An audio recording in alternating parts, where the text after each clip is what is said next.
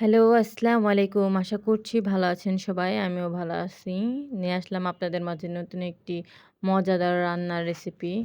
এখানে আমি কাচ্চির গুঁড়া দিয়ে আলু দিয়ে রান্না করব। ১ম এই মাছটাকে সুন্দর করে ধুয়ে এর মধ্যে দিয়ে দিয়েছি কুচি করে রাখা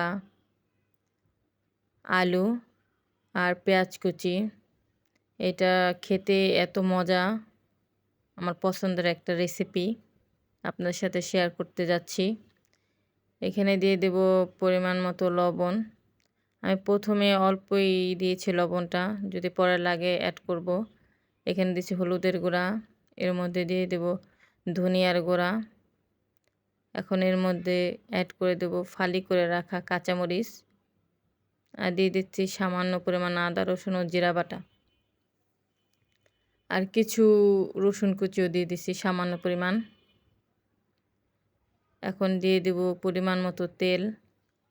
আমি এখানে একটু পেঁয়াজের পরিমাণ বেশি দিয়েছি, এতে খেতে ভাল লাগে। সুন্দর করে আমি হাত দিয়ে মশলা দিয়ে মাছগুলোকে মাখিয়ে নেব। যে এখানে দেখতে পাচ্ছেন, এই যে আমার মাখানো শেষ। এখন আমি এর মধ্যে পানি দিয়ে দেব।